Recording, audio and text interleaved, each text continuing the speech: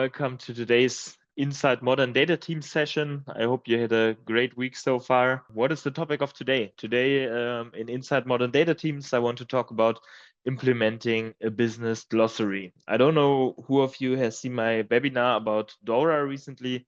There I talked a little bit about different approaches, or like in general, what you can learn from DORA, which is a regulation, right, about data governance concepts or frameworks in general, and what you can use for your own company, essentially, even though if you're maybe not a financial institution. And there we talked about data ownership and different really interesting topics. But I think when you really start with data governance, this is what I want to do today, essentially set the starting point for an ongoing session, right? We do that every 2 weeks, every 4 weeks, sorry guys, every second Thursday of the month, essentially. And yeah, I think the start, what you should do first, or what most people do first when they start data governance, or when they start looking for data owners, start defining things in the business. I think the first really low-hanging fruit and easy step is a business glossary. In next session, for example, I want to talk about data ownership then, and some more details about data ownership and how you should or could do that in your company. But in general, you can submit questions online. And if you have a question, there's a form in the end. I have a QR code. You can find it on our website. You can put the question in there and we will try to answer them in this session. That's what these sessions are for. Next week, sorry guys, next session, so in March, we have a really interesting topic coming up with one of my colleagues, Mark Finger. Maybe some of you know them from our Data World bootcamps. So really cool session there. Really excited for this one. I hope you guys will join there as well. But let's get started. So today I want to talk quickly about what is a business glossary, why do you need it, how to implement a business glossary. Then I want to give you a short template or example how something like this could look like. And then we will have a conclusion and time for some questions. Housekeeping, use the Q&A section for questions, please. I will answer all of them at the end of the webinar, or if there's no time anymore, I will come back to you with an email. Short background about me. My name is Lawrence Kindling. I'm a senior consultant here at Scalefree. I'm a Data Vault 2.0 practitioner, SnowPro certified, DBT certified, some stuff that is not in there. But one big part I did is trainer in Agile Data Warehousing by Scott Embler, which is focused on Agile working and data teams in general, within a little bit of parts of disciplined Agile as well. So it's not only Scrum, but a combination, essentially. Really interesting. If you're interested in that, shoot me a message on LinkedIn or ask a question in the forum. And yeah, over the time I started working more and more with data governance as well. So here to give you a little bit insights about that. But what is a business glossary? A business glossary in the end is a list or structured list of business terms with clear definitions to ensure that they are consistent and accurate across the organization. So for example, I think always a really easy case in a bank, a customer can have different definitions. He can be an individual, or is it also a company? Like if you do leasing or stuff like this. So what really is a customer? Does it refer to someone with an active account, or also past customers? All these really small definitions, but really important and with a big impact, right? So if you start talking about customers in your business and there are different numbers going around, this is a huge issue, because maybe the sales only defines customers as active customers with active accounts, and finance also takes into account past customers. Just a thinking here, right? This is why I need, in the end, a business glossary. Business glossary introduces standardized terminology. Everyone in the company will use the same definitions, and this makes it really easy for you to understand what people are talking about. You will have much improved communication because just the teams understand each other better. and you will have enhanced data quality. Again, if you talk about reports and you have one sales report talking about customers and one finance report talking about customers, but they have customer defined as completely different things, people who don't know these definitions can get really confused, and it can lead to huge issues or mistakes that you make. It will also support compliance, for example, GDPR or ESG. So yeah, a lot of big benefits to introduce a business glossary in your company.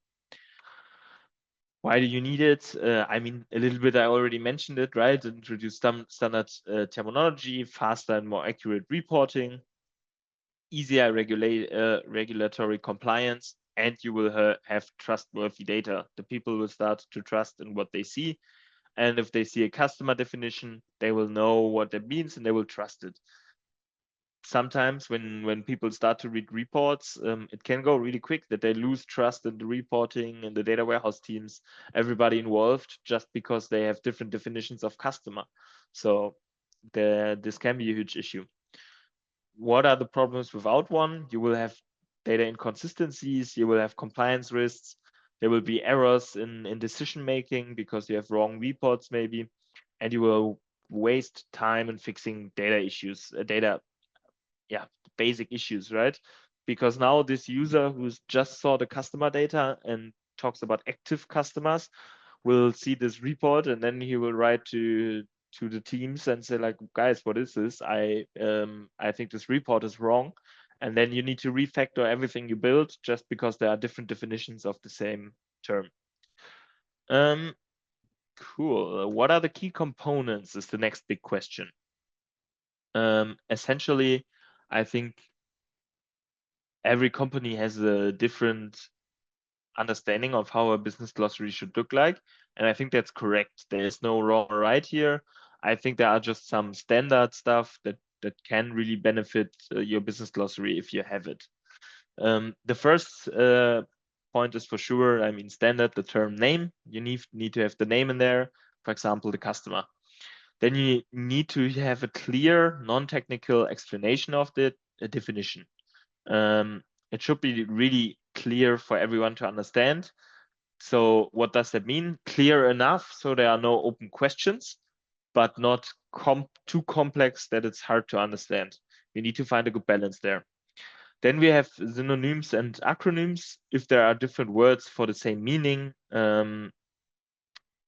you should define them there as well, right? For example, customer, you could also say client maybe, or I don't know, if you have software user, all these different terms maybe describe the same business term. So you should mention them there so people can see, okay, customer, what are synonyms, or maybe they are looking for client and they don't find it, but then they see it in customer, right? So I think it's a really beneficial thing to include this in your business glossary.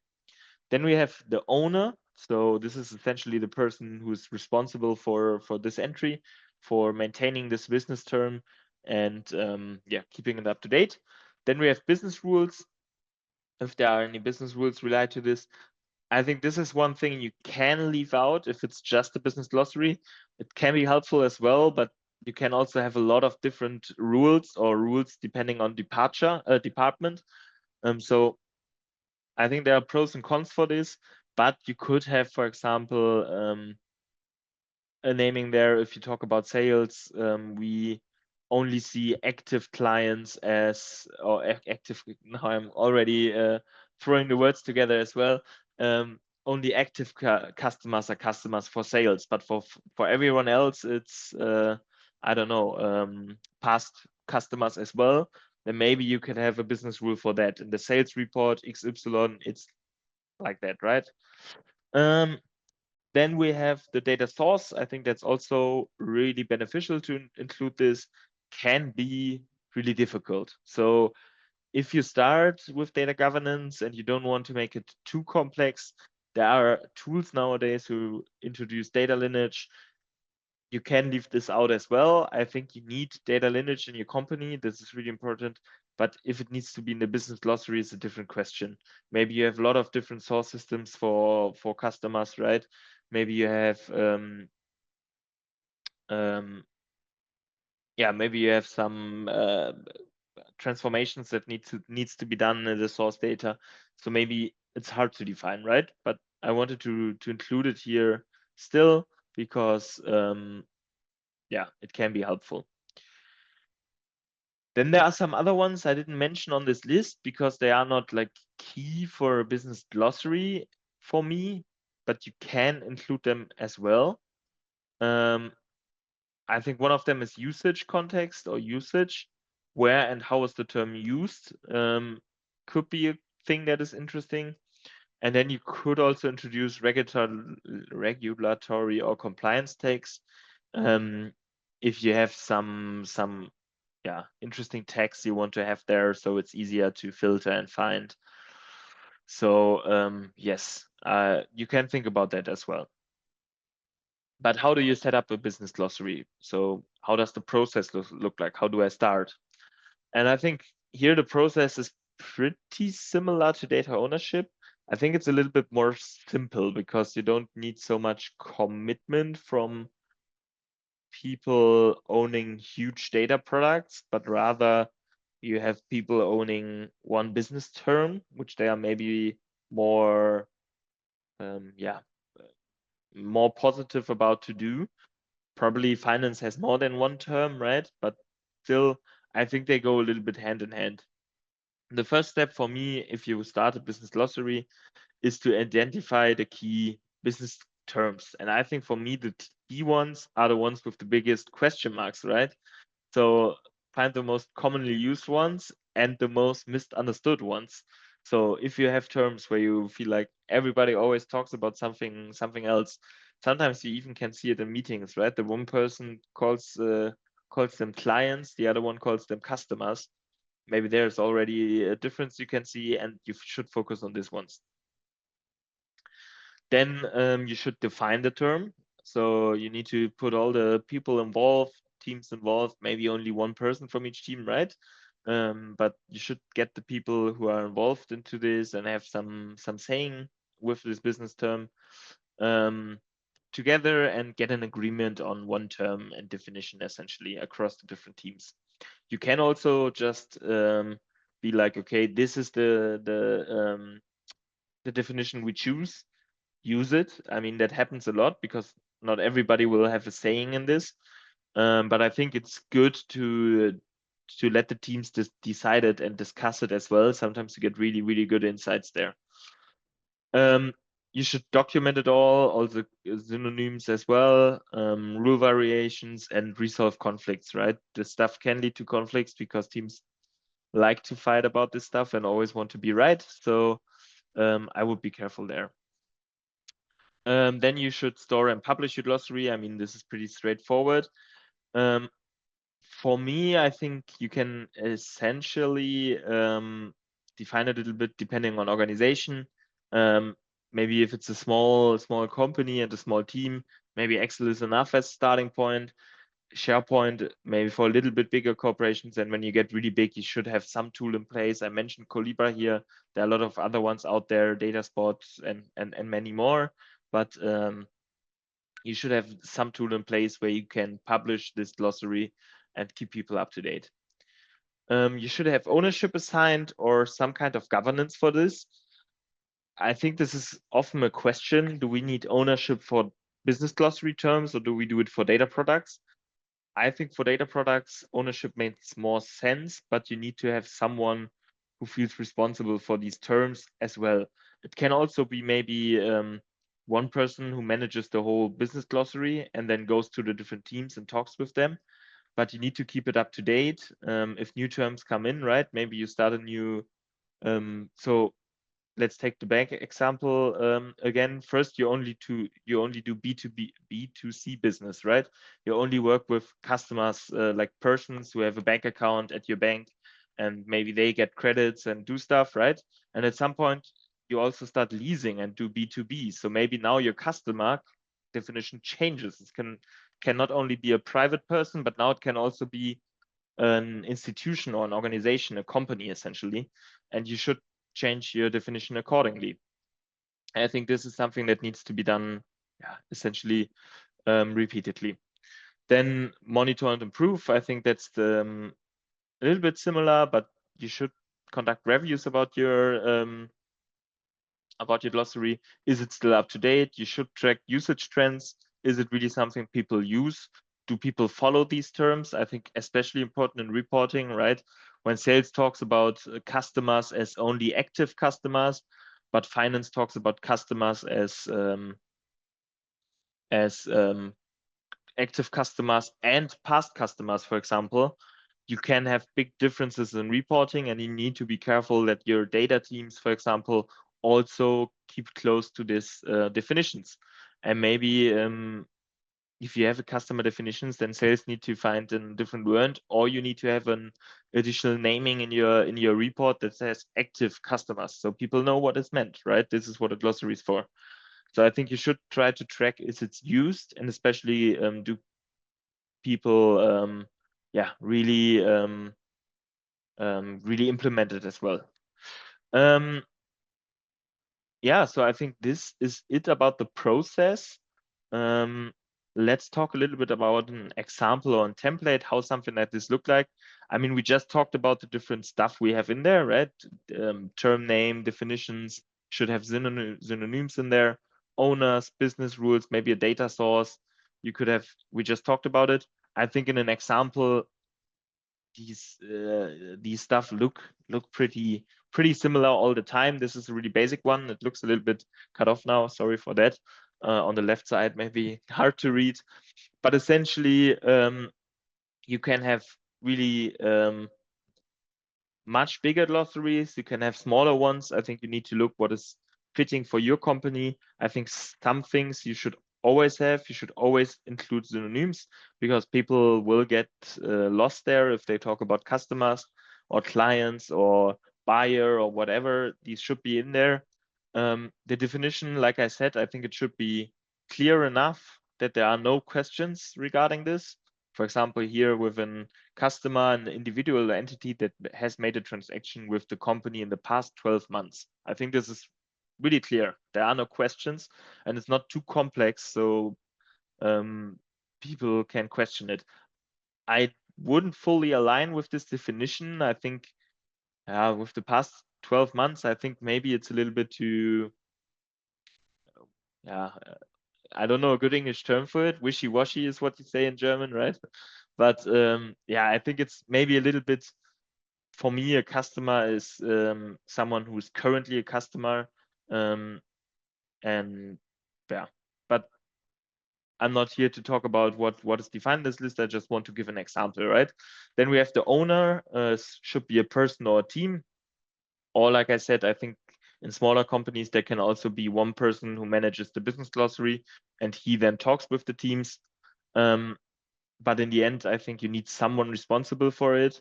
And especially if you have fights and, for example, sales and finance, they discuss about the definition of a customer, it's good in the end to say, okay, guys, we take your definition, but you need to be the owners as well and keep it up to date. It just makes it a little bit more clear. Synonyms, I already talked about it. Business rules, I think, is a little bit optional, because I think it can make sense, but it also can make it really complex. And I think business rules always are a little bit different. So if you are just starting out and really want to have a starting point, in my opinion, you can also leave it out. Data source, I think on a system level can make sense. I think you should not do it here, not in a business glossary on column level lineage or like anything like this, right? Stay high level, especially like customer. I can tell you already, yeah, CRM is maybe the leading system, but there will be other systems where the customer data is also present, and it gets hard to keep it up to date, right? And the glossary in the end is the starting point of data governance. For me, it's the most easy thing to introduce, even though there are maybe fights between the teams a little bit about the definitions. But it's pretty straightforward to introduce in the end. It's much harder to cut a concrete data product and find the owner for that, for example, right? Yeah, this just as an example. Did I miss something in this list? Actually, let me go back. Really think. short, I think you can include the usage context, like where is this term used, but this can also get complex. Yeah, other than that, I think we are already through the presentation. I think a pretty good time. I have some key takeaways here. In the end, what does a business glossary do? It helps you to improve your data clarity and trust.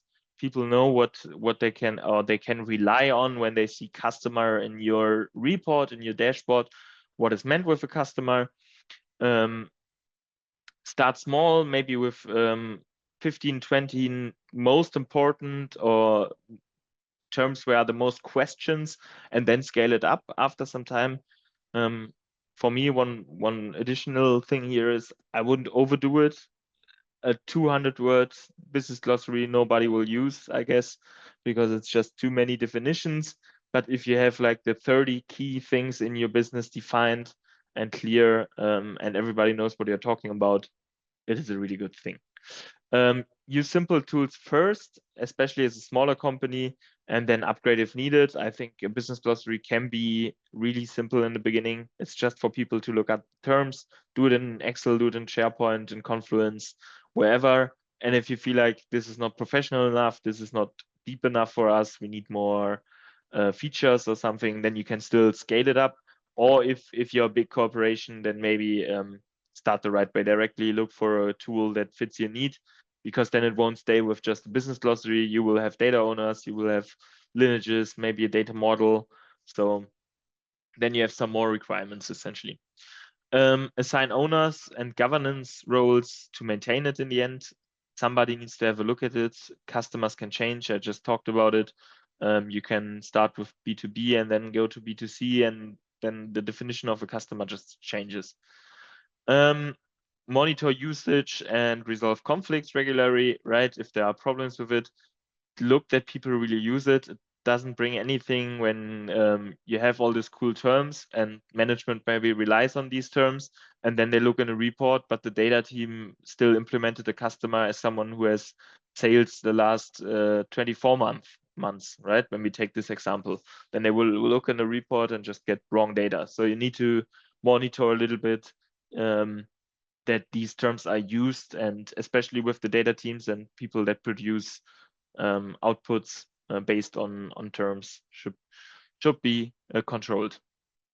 Integrate with data governance. I mean, for me, this is the first starting point with data governance, but I think data governance sometimes want to do some more detailed stuff as well.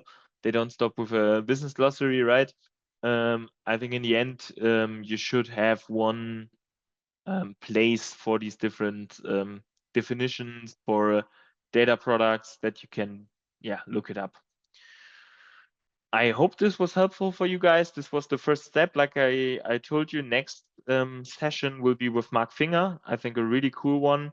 I have some more slides as well where you can submit a question, but just a few things here. And then, like I said, for me, this is a little bit, if you saw my webinar, I talked about DORA and how this framework can be used by different companies. And for me now, this is the first a little bit more hands-on or detailed guide on how to implement business glossary. I think it's more simple to introduce a business glossary. So not next session, but the session afterwards. So not in March, but in April, I will start talking about data ownership. And then we move through the different pillars of data governance, essentially, right? So I hope this is something you're interested in. If you have any questions, submit them through our form. Maybe if there are some cool ones. In general, we always try to answer all the questions, right? But sometimes we also plan ahead some topics.